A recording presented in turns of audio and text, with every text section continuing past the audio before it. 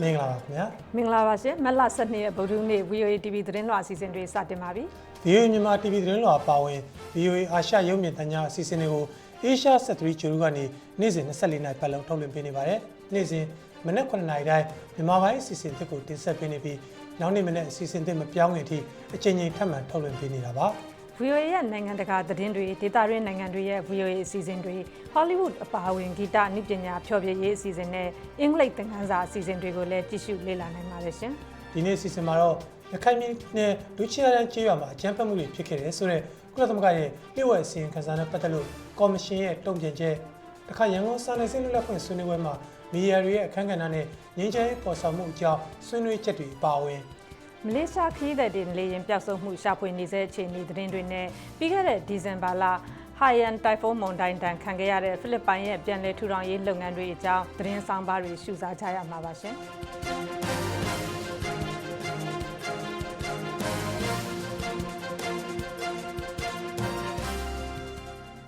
ဇန်နဝါရီလဆန်းပိုင်းတုန်းကရခိုင်ပြည်နယ်ဒုချီယာရန်ကျေးရွာမှာအကြမ်းဖက်မှုတွေဖြစ်ခဲ့တယ်ဆိုတော့ကုလသမဂ္ဂရဲ့လျှို့ဝှက်အစီရင်ခံစာပါဆွဆွဲချက်တွေဟာအခြေအမြစ်ခိုင်လုံမှုမရှိတဲ့အကြောင်းဒုချီယာရန်ကိစ္စစုံစမ်းရေးကော်မရှင်ကမနေ့ကတုံ့ပြန်ဖြေရှင်းခဲ့ပါတယ်ဒုချီယာရန်အရေးစုံစမ်းရေးကော်မရှင်ရဲ့တွေ့ရှိချက်အစီရင်ခံစာကိုအများပြည်သူကိုထုတ်ပြန်ပြီးဒုချီယာရန်နဲ့ပတ်သက်လို့နိုင်ငံတကာအဖွဲ့အစည်းတွေနဲ့မီဒီယာတွေမှာရေးသားပြောဆိုခဲ့တာအတော်များများမဟုတ်မမှန်တဲ့အကြောင်းညှင်းဆန်ထားပါတယ်ဒုချီယာရန်ကိစ္စနဲ့ပတ်သက်လို့ကုလသမဂ္ဂရဲ့လျှို့ဝှက်အစီရင်ခံစာအပါအဝင်နိုင်ငံတကာသတင်းမီဒီယာတွေနဲ့လူမှုကွန်ရက်တွေမှာဖော်ပြရေးသားတာတွေကိုအခြေခံပြီးမှန်ကွင်းစင်းလေးလာတွေ့ဆုံမေးမြန်းမှုတွေလုပ်ပြီးအစီရင်ခံစာကိုထုတ်ပြန်တာလို့လည်းအစီရင်ခံစာရေးသားသူတွေကပြောကြပါတယ်။ကော်မရှင်အနေနဲ့လည်းကော်မရှင်ဖွဲ့ဝင်နေတာမကကျွမ်းကျင်သူတွေပညာရှင်တွေကိုလည်းဖိတ်ခေါ်ပါဝင်စေခဲ့တယ်လို့ပြောပါတယ်။ကြေးရွာသားတွေထိခိုက်ဒဏ်ရာရမှုရှိခဲ့တယ်ဆိုတာကိုတော့ကော်မရှင်အစီရင်ခံစာကအတည်ပြုထားပါတယ်။ဒါပေမဲ့လည်းဒါဟာရန်လိုတဲ့လူကိုလုံခြုံရေးတပ်ဖွဲ့ဝင်တွေ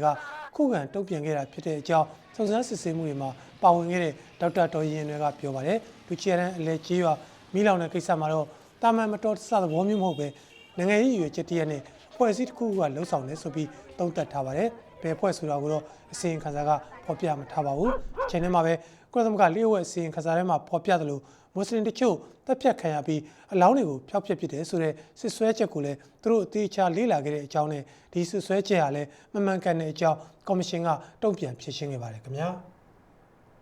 မြန်မာနိုင်ငံအတွင်းမှာ2012-2013ဘဏ္ဍာရေးနှစ်အတွက်အခွန်မပေးဆောင်တဲ့ကုမ္ပဏီ1000ကျော်ရှိနေတဲ့အကြောင်းပြည်တွင်းအခွန်များဦးစီးဌာနကထုတ်ပြန်ပါတယ်။အခွန်စည်းကြပ်မှုမပြုရသေးတဲ့ဘဏ်စာရင်းမှာဥတေဇပိုင်း AGD ဘဏ်နဲ့ Mr. Search Bond ပိုင်းရိုးမဘဏ်အပါအဝင်နိုင်ငံခြားဘဏ်ကိုယ်စားလှယ်ရုံးတချို့ပါဝင်ပါတယ်။ကုမ္ပဏီတွေအနေနဲ့ဘဏ္ဍာရေးနှစ်မကုန်ခင်မတ်လ20ရက်နေ့နောက်ဆုံးထားပြီးအခွန်များဦးစီးဌာနကိုဆက်သွယ်ဖို့အကြောင်းကြားစာပို့ထားပါတယ်။တချို့ကုမ္ပဏီတွေဟာစီးပွားရေးလုပ်ငန်းဆက်လုပ်တယ်မလုပ်ဘူးဆိုတာမသေချာတဲ့အကြောင်းနဲ့တခါမှအခွန်ဆောင်ခဲ့တာမရှိတဲ့အကြောင်းအခွန်များဦးစီးဌာနရရှိသူကအေယာဝတီသတင်းဌာနကိုပြောထားပါတယ်။မြန်မာနိုင်ငံအတွင်းမှာစီးပွားရေးလုပ်ငန်းတွေနဲ့ပတ်သက်တဲ့စီမင်းတွေအခွန်စနစ်နဲ့ပတ်သက်တဲ့စီမင်းစည်းကမ်းတွေမှာအားနည်းချက်တွေရှိနေတဲ့အတွက်အခွန်ရှောင်ဖို့အခွင့်အလမ်းပိုပြီးတော့များတဲ့အကြောင်းစီးပွားရေးလေ့လာသူတွေကသုံးသပ်ပါတယ်။မြန်မာနိုင်ငံမှာအခွန်အများဆုံးပေးဆောင်တဲ့ကုမ္ပဏီတွေကတော့ Secret အရက်တတ်ထုတူဖော်ရေးလုပ်ငန်းနဲ့ခရီးသွားလုပ်ငန်းကုမ္ပဏီတွေဖြစ်ကြပါတယ်ရှင်။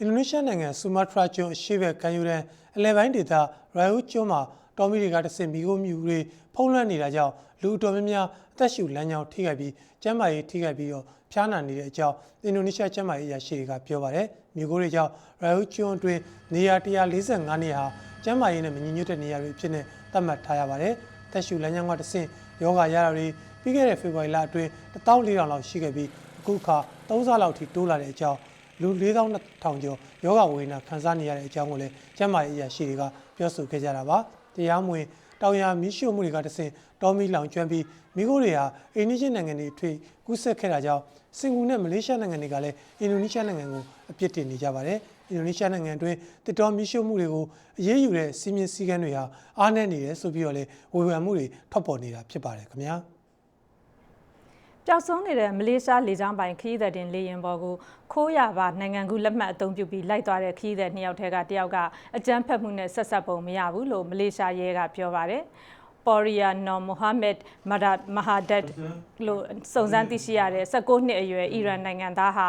ဂျာမနီနိုင်ငံမှာအခြေချနေထိုင်ဖို့အခုလိုနိုင်ငံကူးလက်မှတ်တူနဲ့သွားတာဖြစ်နိုင်တယ်လို့မလေးရှားရဲချုပ် Khalid Tansari ကပြောပါတယ်။အဲ့ဒီအမျိုးသားလေးရဲ့မိခင်ကသူ့သားရောက်အလာကိုဂျာမနီနိုင်ငံ Frankfurt မြို့ကနေစောင့်ကြိုနေတာဖြစ်ပြီးဒီကိစ္စတွေစဖြစ်ကြတဲ့ကမိခင်ဖြစ်သူကအာဏာပိုင်တွေနဲ့အနီးကပ်ဆက်ဆံမှုရှိတယ်လို့ Mr. Khalid ကဆိုပါတယ်။ခိုးရပါနိုင်ငံကူးလက်မှတ်နဲ့သွားတဲ့နောက်ခရီးသည်တဦးနဲ့ပတ်သက်ပြီးတော့စုံစမ်းနေဆဲဖြစ်ပါတယ်။ဒါပေမဲ့ပိုးပြီးသိရှိလာတဲ့အချက်လက်တွေအရတချို့ထင်သလိုသူတို့နှစ်ယောက်ပေါင်းပြီးကြမ်းဖက်မှုဆောင်ရွက်တဲ့အနေအထားတော့သိတော့မရှိပါဘူး။မလေးရှားနိုင်ငံကွာလာလမ်ပူမြို့တော်ကနေပြန်တက်သွားပြီးတနာရီလောက်အကြာစနေနေ့မနက်ပိုင်းစောကြီးမှာပဲဘာမှအကြောင်းမကြားပဲရေဒါကနေပျောက်သွားတဲ့ Boeing 989လေယာဉ်ကိုအခုထိအစအနရှာလို့မတွေ့သေးပါဘူး။အခုခါမှာလေယာဉ်ပြန်တန်းရလမ်းကြောင်းတွေမဟုတ်တော့ဘဲနဲ့ရှာဖွေရေးနယ်မြေကိုလေယာဉ်ပျောက်ဆုံးသွားတဲ့နေရာနဲ့115မိုင်ပတ်လည်ကုန်းမြေတွေပေါ်မှာရှာဖွေရေးလုပ်ငန်းတွေလှုပ်ဆောင်နေပါပြီရှင်။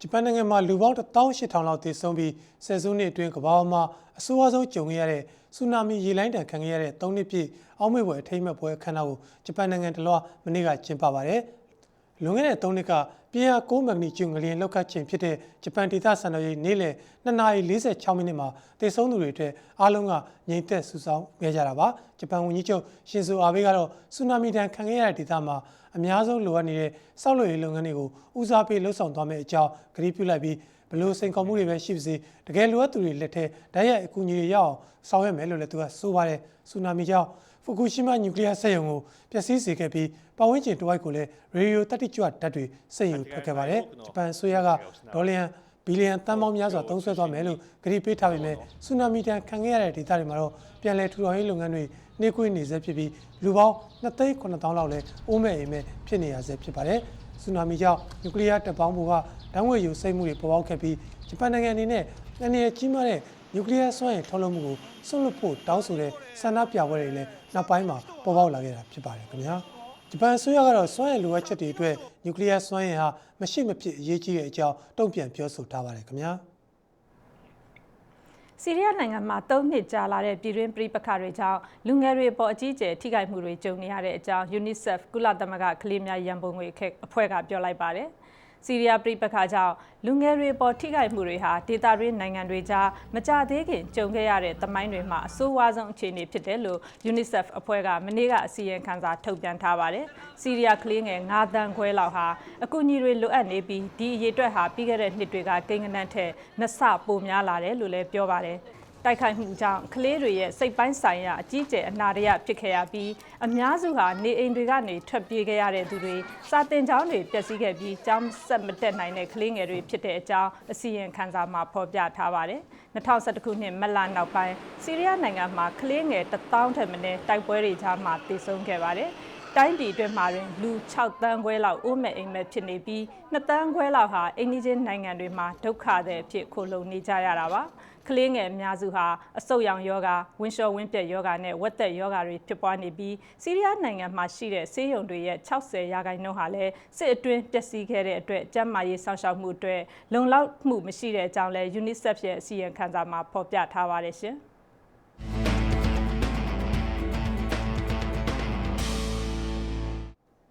အမေရိကန်အာကာသယာဉ်မှူး2ဦးနဲ့ရုရှားနိုင်ငံကအာကာသယာဉ်မှူး2ဦးလိုက်ပါလာတဲ့ Soyuz အာကာသယာဉ်ဟာနိုင်ငံတကာအာကာသစခန်းမှာ6လနီးပါးကြာမြင့်ပြီးတဲ့နောက်ကမ္ဘာမြေကိုပြန်ဆင်းသက်လာပြီးကာဇက်စတန်နိုင်ငံကိုဘေးကင်းကင်းနဲ့ဆက်ရောက်လာပါတယ်။ဒေသစံတော်ချိန်အင်္ဂါနေ့မနက်ပိုင်းမှာအာကာသယာဉ်ဆက်ရောက်ခဲ့တဲ့အကြောင်းအမေရိကန်အာကာသလေ့လာစူးစမ်းရေးအဖွဲ့ NASA ကပြောပါတယ်။အာကာသယာဉ်ပေါ်မှာပြန်လိုက်ပါလာသူတွေကတော့ NASA အာကာသယာဉ်မှူး Mike Hopkins နဲ့ရုရှားအာကာသယာဉ်မှူး Oleg Kotov Sergei Ryazanskiy တို့ဖြစ်ပါတယ်။သူတို့နှစ်ဦးလုံးဘေးရန်ကင်းရှင်းနဲ့ကမ္ဘာမြေဆွဲအားနဲ့ပြန်ပြီးအကျွမ်းတင်ရှိအောင်လှုပ်ဆောင်နေတဲ့အကြောင်းလဲ NASA က Twitter လူမှုကွန်ရက်ပေါ်ကနေသတင်းထုတ်ပြန်ခဲ့တာပါ။နိုဝင်ဘာလထဲမှာတော့ရုရှားအာကာသယာဉ်မှူး2ဦးဟာဆိုချီဆောင်းရာသီအိုလံပစ်ပွဲအတွက်မီးရှူးတိုင်ကိုကင်ဆောင်ပြီးအာကာသထဲမှာလမ်းလျှောက်ခဲ့ပါတယ်။ဒါဆိုရင်အာကာသထဲအိုလံပစ်မီးရှူးတိုင်ပထမဆုံးအကြိမ်ရောက်ရှိသွားတာလည်းဖြစ်ပါတယ်ခင်ဗျာ။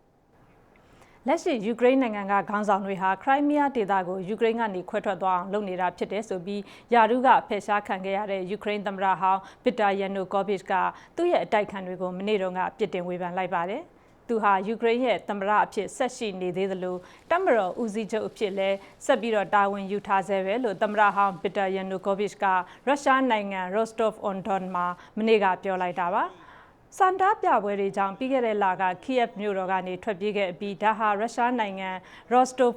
့အွန်ဒွန်မှာဒုတိယအကြိမ်လူအများရှိထွက်ပြီးတော့စကားပြောခဲ့တာလည်းဖြစ်ပါတယ်။ယူကရိန်းဂျာဖြတ်အစိုးရကိုဒေါ်လာ1ဘီလီယံချေးပေးတဲ့အစီအစဉ်အတွက်အမေရိကန်အစိုးရကိုမစ္စတာယန်နိုကောဗစ်ကပြင်းထန်တဲ့စကားလုံးတွေနဲ့ဝေဖန်ပြောဆိုလိုက်ပါတယ်။ဒီတော့အတွင်းပြင်သစ်နိုင်ငံသားရေးဝန်ကြီးလော်ရန့်ဖာဗီယတ်ကခရိုင်းမီးယားပြဿနာတည်ငြိမ်ရေးအတွက်ကန့်လန့်ချက်ကိုရုရှားဘက်ကအပြုသဘောမတုံ့ပြန်ဘူးဆိုရင်တော့အနောက်နိုင်ငံတွေအနေနဲ့ရုရှားကိုဒီတစ်ပတ်ထဲမှာတတ်နိုင်သမျှအစောဆုံးဒဏ်ခတ်ပိတ်ဆို့မှုတွေလုပ်တင်တယ်လို့ပြောလိုက်ပါတယ်ရှင်။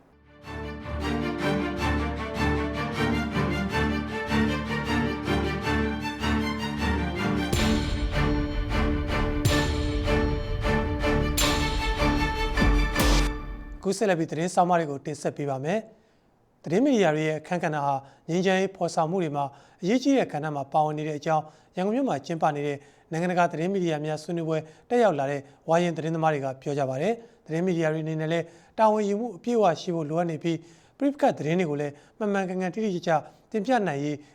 ဂရုပြုသင့်တဲ့အကြောင်းသုံးသပ်ပြောဆိုခဲ့ကြတာပါ။အမေရိကန်နဲ့အာရှတခွင်ကသတင်းမီဒီယာသမားတွေဆွေးနွေးနေကြတဲ့စာနယ်ဇင်းလွတ်လပ်ခွင့်ဆွေးနွေးပွဲကိုတက်ရောက်သတင်းယူခဲ့တဲ့ကိုစီဒီက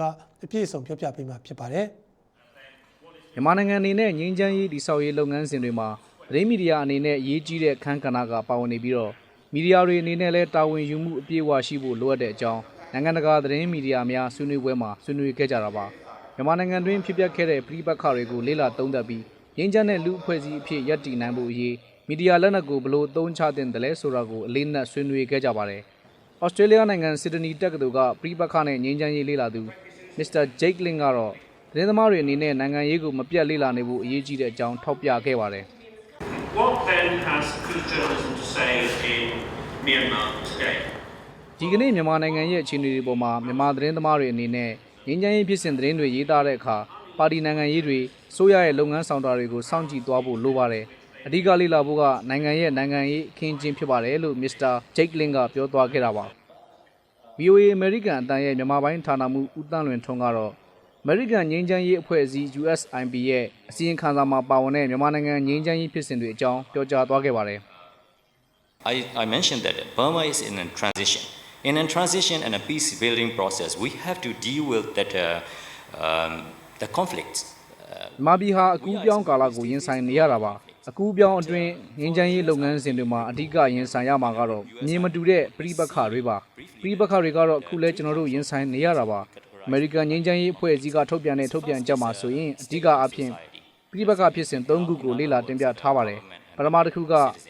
နိုင်ငံတစ်ခုရဲ့အစိုးရနဲ့ပြည်သူကြားကယုံကြည်မှုပါနိုင်ငံသားတွေကအစိုးရပေါ်ယုံကြည်မှုမရှိတာအစိုးရကလည်းပြည်သူပေါ်ပေးရမယ့်ဝန်ဆောင်မှုတွေကိုမလုပ်ပေးတာမျိုးတွေဖြစ်ပါတယ်။ဒါကြောင့်လည်းအစိုးရနဲ့ပြည်သူကြားပြည်ပခါတွေဖြစ်တာပါ။နောက်တစ်ခုကတိုင်းရင်းသားတွေနဲ့ဆိုင်တဲ့နိုင်ငံရေးသဘောမမျှမှုပါ။နောက်ဆုံးတစ်ခုကတော့ပြည်သူတွေကြားအကြမ်းဖက်မှုတွေပါ။အဲ့ဒီအချက်တွေကိုကြည့်ပြီးတော့ကျွန်တော်တို့မေးခွန်းထုတ်ချင်တာကမီဒီယာကဘလို့နီးလန်းတွေနဲ့ငြိမ်းချမ်းရေးတည်ဆောက်တဲ့ဖြစ်စဉ်မှာပါဝင်နိုင်မလဲဆိုပြီးတော့ဦးတန်းလွင်ထွန်းကပြောဆိုသွားတာပါ။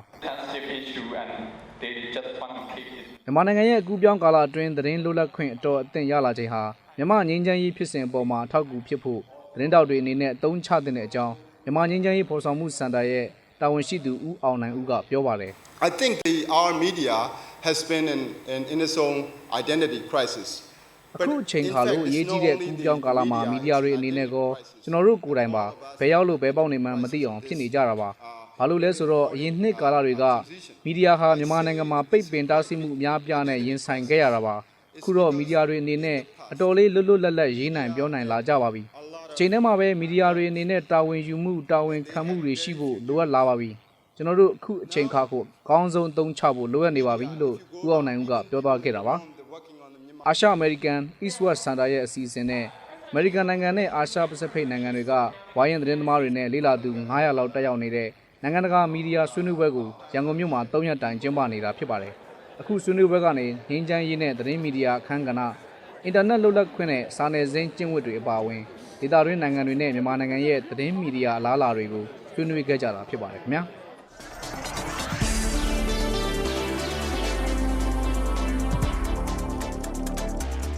ဖိလစ်ပိုင်နိုင်ငံမှာပြီးခဲ့တဲ့ဒီဇင်ဘာလကတိုက်ခတ်ခဲ့တဲ့ဟိုင်ယန်တိုင်ဖုန်းမုန်တိုင်းကြောင့်ပျက်စီးဆုံးရှုံးမှုတွေလည်းကြီးကြီးမားမားကြုံခဲ့ရပါတယ်။ကျွန်းနိုင်ငံဖြစ်တဲ့ဖိလစ်ပိုင်ရဲ့တချို့ဒေသတွေမှာအခုအချိန်ထိလည်းပြန်လည်ထူထောင်ရေးလုပ်ကိုင်နေရဆဲဖြစ်ပါတယ်။မုန်တိုင်းတန်ခံခဲ့ရသူတွေတဲ့တောင်ယာစိုက်ပျိုးသူတွေအများစုဖြစ်ပြီးသူတို့ရဲ့ထွက်ဝက်လောက်အောင်ဆိုရင်လည်းစားအုံးစီလုပ်ငန်းနဲ့အသက်မွေးကြသူတွေဖြစ်ပါတယ်။လေတေးပြည်နယ်ကိုတွားရောက်သတင်းယူခဲ့တဲ့ VOA သတင်းတောက် Jason Stotter ပေးပို့တဲ့သတင်းလွှာကိုတော့ကိုညံဝင်းအောင်ကတင်ပြထားပါတယ်ခင်ဗျာ။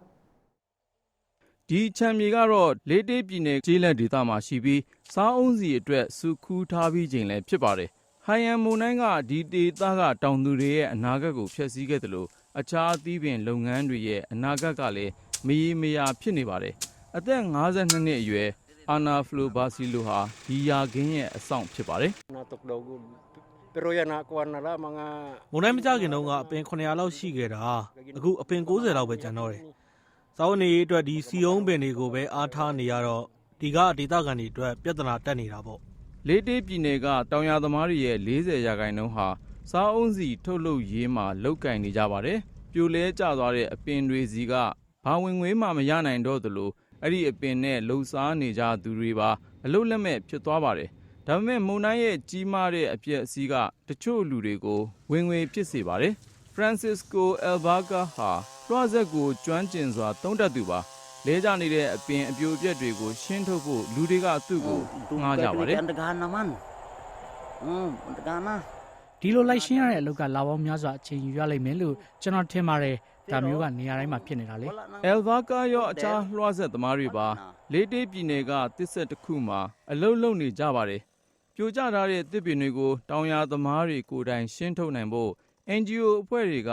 Alvaca တို့လိုလူတွေကိုငှားပြီးလွှာဆက်သုံးတတ်အောင်သင်ခိုင်းပါတယ်။ဒါမှလည်းလွတ်သွားတဲ့မြေနေရာတွေမှာ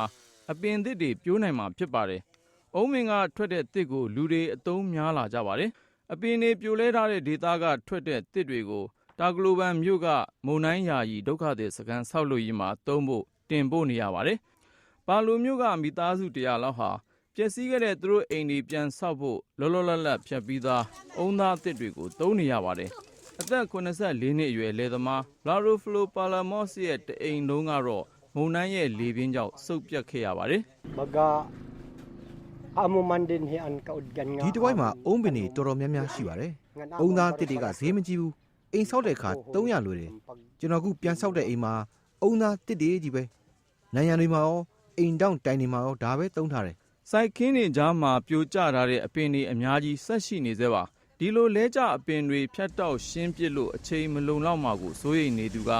Oxfam အကူအညီပေးရေးအဖွဲ့က Coloring Glad ဖြစ်ပါတယ်။သူကလေးတေးပြည်နယ်ကတစ်ဆက်6ဆက်ကိုကြီးကြပ်နေရသူပါ။ The likelihood is that many of these trees will rot and become 3 လလောက်ကြာရင်တော့အဲ့ဒီအပင်အများစုကဆွေးမြေ့သွားတာမျိုးပိုးထိုးပျက်စီးသွားတာမျိုးဖြစ်နိုင်ပါတယ်။အဲ့ဒီပိုးတွေကအပင်အငုတ်လက်ကျန်ကိုရောနောက်ထပ်ထွက်တဲ့အဖူးငုံလေးတွေကိုပါစားပစ်နိုင်ပါတယ်။လဲကျနေတဲ့အပင်တွေရှင်းပြီးသွားတဲ့အခါရာသမားတွေသူတို့မြေပေါ်မှာအပင်အသစ်ပြန်စိုက်နိုင်ဖို့နိုင်ငံတကာအကူအညီပေးရေးအဖွဲ့တွေရဲ့လုပ်ငန်းတွေပြန်စနိုင်မှာဖြစ်ပါတယ်။ဒါပေမဲ့လို့အပင်တွေစီကစုခူးနိုင်လောက်တဲ့အနေအထားရောက်ဖို့ကတော့နှစ်ပေါင်းအတော်ကြာချိန်ယူရမှာဖြစ်ပါတယ်ခင်ဗျာ။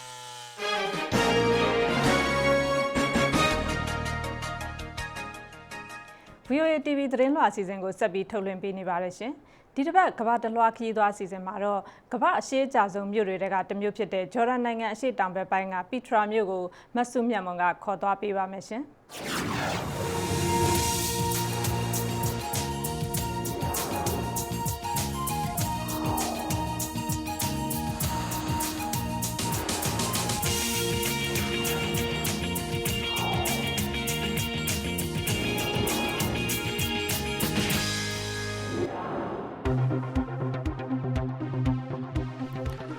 ရှေးအကျဆုံးနဲ့တစ်ချိန်ကချမ်းသာအကျွယ်ဝခဲ့ဆုံးမြို့တွေထဲမှာဂျော်ဒန်နိုင်ငံအရှေ့တောင်ဘက်မှာတည်ရှိတဲ့ပက်ထရာမြို့ဟောင်းလည်းပါဝင်ပါတယ်။အာမန်မြို့တော်ရဲ့တောင်ဘက်မိုင်160ကျော်မှာတည်ရှိနေတဲ့ပက်ထရာရှေးဟောင်းမြို့တော်ဟာ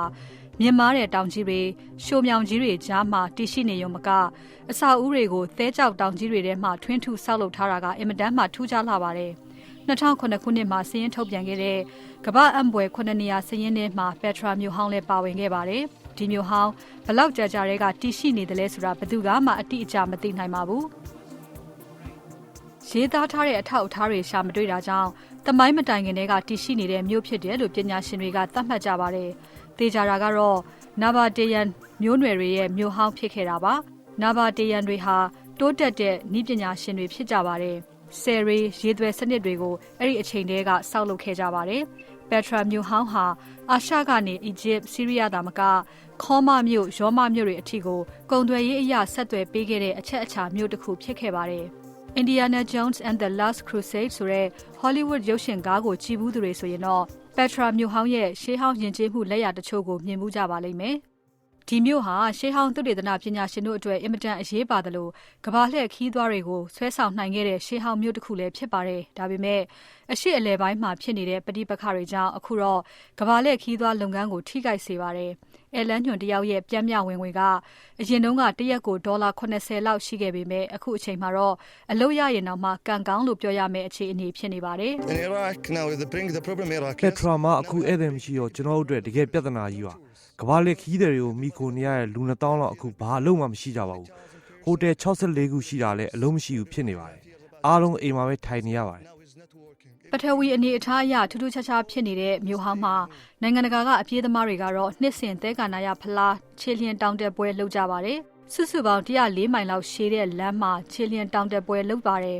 Petra မြို့ရဲ့ကျင်းမြောင်းတဲ့တောင်ကြားတွေရှိုးမြောင်းတွေကြားကနေပြီးတော့ Wadi Rum ဆိုတဲ့တောင်ရဲ့ထိပ်အထိရောက်အောင်တက်ကြတာဖြစ်ပါတယ်ခက်ခဲတက်ကြရပေမဲ့တောင်ထိပ်ကိုရောက်ရင်တော့မြင်ရတဲ့မြင်ကွင်းကရှင်သက်ရှူမောစရာဖြစ်ပါတယ်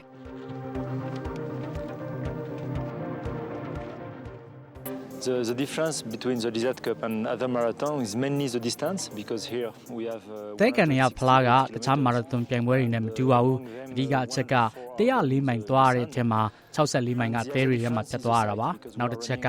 Petra နဲ့ Wadi Rum ကြားမှာပြန်ကြရတော့တောင်တက်တောင်ဆင်းတွေလည်းလောက်ရပါတယ်Petra မြို့ဟောင်းအကြောင်းပြည့်ပြည့်စုံစုံပြသတဲ့ပြပွဲတစ်ခုကို New York မြို့ကသဘာဝသမိုင်းပြတိုက်မှာကျင်းပခဲ့တာမှာ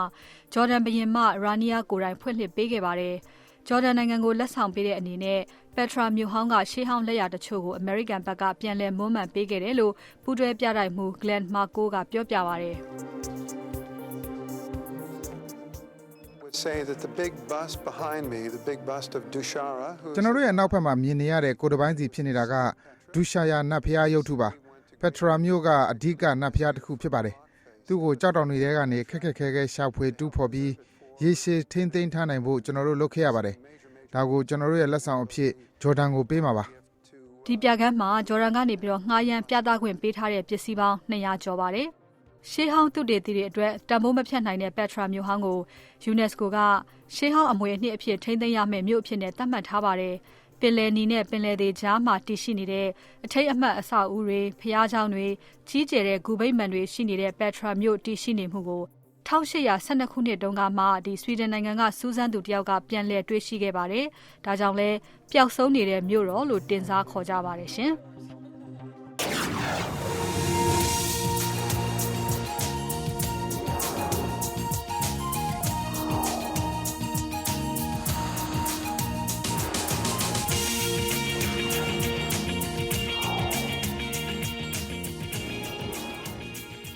တဲ့ရွယ်ကြီးရင်သူတွေမှာထိမိခိုင်းမိရင်အယိုးအတာအလွယ်တကူနဲ့အယိုးကျိုးတာတွေဖြစ်လေရှိတာမို့ဒါတွေကိုအကာအကွယ်ပေးနိုင်မယ့်ပစ္စည်းတစ်မျိုးကိုဖန်တီးနိုင်ပြီလို့ဗြိတိသသိပ္ပံပညာရှင်တွေကပြောဆိုလိုက်ကြပါတယ်ဒီပစ္စည်းကိုတော့အမာဂျဲလို့ခေါ်ပါတယ်ဒီပစ္စည်းဟာဝိနေကြအဝတ်တွေထဲမှာထည့်ပြီးဝတ်လို့ရလာအောင်ကိုပျော်ပြောင်းတယ်လို့လည်း VOA သတင်းတော် Josh Putic ကဆိုပါတယ်အပြည့်အစုံကိုတော့ဒေါက်ခင်မျိုးသက်ကတင်ပြပေးမှာပါ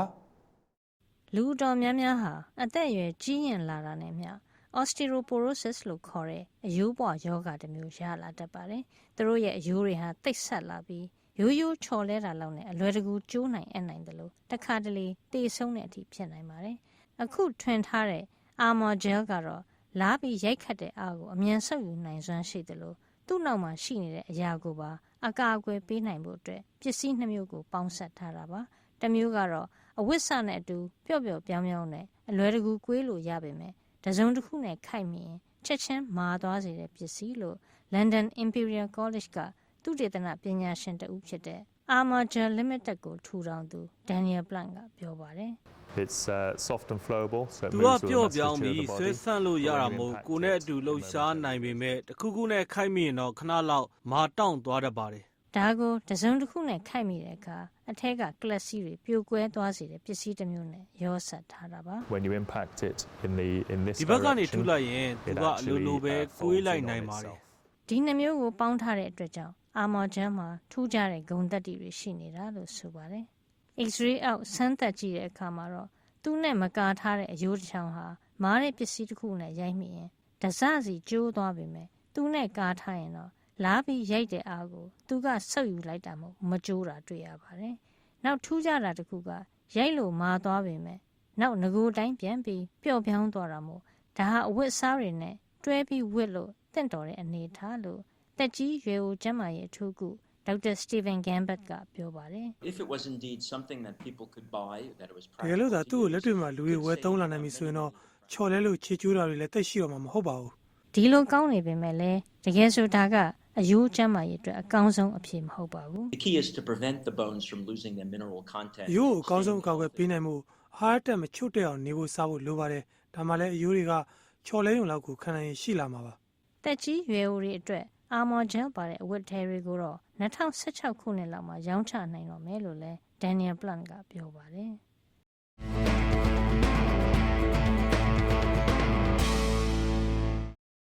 ခုဆက်လက်ပြီးသတင်းချင်းချုပ်ကိုကြီးညာပေးပါမယ် ဇန်နဝါရီလဆန်းပိုင်းတုန်းကရခိုင်ပြည်နယ်ဒူချီယာရန်မှာအကြမ်းဖက်မှုတွေဖြစ်ခဲ့တဲ့ဆိုတော့ကုလသမဂ္ဂရဲ့လျှို့ဝှက်အစည်းအဝေးခန်းစားပါဆွဆွဲချက်တွေဟာအခြေအမြစ်ခိုင်ခိုင်လုံလုံမရှိဘူးလို့ဒူချီယာရန်ကိစ္စစုံစမ်းရေးကော်မရှင်ကမနေ့တုန်းကတုံ့ပြန်ဖြေရှင်းပါတယ်ဒူချီယာရန်ရေးစုံစမ်းရေးကော်မရှင်တွေ့ရှိချက်အစည်းအဝေးခန်းစားကိုအများပြည်သူကိုထုတ်ပြန်ပြီးတော့ဒူချီယာရန်နဲ့ပတ်သက်လို့နိုင်ငံတကာအဖွဲ့အစည်းတွေနဲ့မီဒီယာတွေကရေးသားပြောဆိုခဲ့တာအတော်များများကိုမဟုတ်မှန်တဲ့အကြောင်းညှင်းဆန်ထားတာပါဒူချီယာရန်ကိစ္စနဲ့ပတ်သက်လို့ကုလသမဂ္ဂရဲ့လျှို့ဝှက်အစည်းအဝေးခန်းစားအပါအဝင်နိုင်ငံတကာသတင်းမီဒီယာတွေနဲ့လူမှုအင်တာနက်ကွန်ရက်တွေမှာဖော်ပြရေးသားတာတွေကိုအခြေခံပြီးမှန်ကွင်းစင်လေ့လာတွေ့ဆုံမေးမြန်းမှုတွေလုပ်ခဲ့တာပါဒီအစည်းအဝေးခန်းစားကိုထုတ်ပြန်လိုက်တာလို့လည်းအစည်းအဝေးခန်းစားရေးသားသူတွေကပြောပါတယ်ရှင်ပျောက်ဆုံးနေတဲ့မလေးရှားလိကျောင်းပိုင်ခီးတဲ့လေရင်ပေါ်ကိုခိုးရပါနိုင်ငံကူးလက်မှတ်တွေအသုံးပြုပြီးလိုက်ပါသွားတဲ့ခီးတဲ့နှစ်ယောက်တည်းကတယောက်ဟာအကြမ်းဖက်မှုနဲ့ဆက်ဆက်ပုံမရတဲ့အကြောင်းမလေးရှားရဲကပြောပါတယ်။ပေါ်ရီယာမိုဟာမက်မဟာဒဲလို့စုံစမ်းသိရှိထားတဲ့အသက်16နှစ်အရွယ်အီရန်နိုင်ငံသားဟာဂျာမနီနိုင်ငံမှာအခြေချနေထိုင်မှုဒီလိုနိုင်ငံကူးလက်မှတ်တူနဲ့သွားတာဖြစ်နိုင်တဲ့အကြောင်းမလေးရှားရဲချုပ်ခါလစ်တန်စရီကပြောပါတယ်။မလေးရှားနိုင်ငံကွာလာလမ်ပူမြို့တော်ကနေပြန်တက်သွားပြီးတနာရီလောက်ကြာစနေနေ့မနေ့စောပိုင်းမှာပဲဘာမှအကြောင်းမကြားပဲဘိုး989လေးရေဒါဘော်ကနေပျောက်ဆုံးသွားခဲ့တာလည်းဖြစ်ပါတယ်။ဆီးရီးယားနိုင်ငံမှာ3နှစ်ကြာလာတဲ့ပြည်တွင်းစစ်ပြည်ပခါတွေကြောင့်လူငယ်တွေအပေါ်အကြီးအကျယ်ထိခိုက်မှုတွေကြုံနေရတဲ့အကြောင်း UNICEF ကုလသမဂ္ဂကလေးများရန်ပုံငွေအဖွဲ့ကပြောလိုက်ပါတယ်။ဆီးရီးယားကလေးငယ်9တန်းခွဲလောက်ဟာအကူအညီတွေလိုအပ်နေပြီးဒီအရေးအတွက်ဟာပြီးခဲ့တဲ့နှစ်တွေကကိန်းဂဏန်းထက်2ဆပိုများလာတယ်လို့ပြောပါတယ်။တိုက်ခိုက်မှုတွေကြောင့်ကလေးတွေရဲ့စိတ်ပိုင်းဆိုင်ရာမှာအကြီးအကျယ်အနာတရဖြစ်ခဲ့ရပြီးအများစုဟာနေအိမ်တွေကနေထွက်ပြေးခဲ့ရသူတွေစာတင်ကျောင်းတွေပျက်စီးခဲ့ပြီးကျောင်းဆက်မတက်နိုင်တဲ့ကလေးတွေဖြစ်တဲ့အကြောင်းအစီရင်ခံစာမှာဖော်ပြထားပါတယ်ရှင်။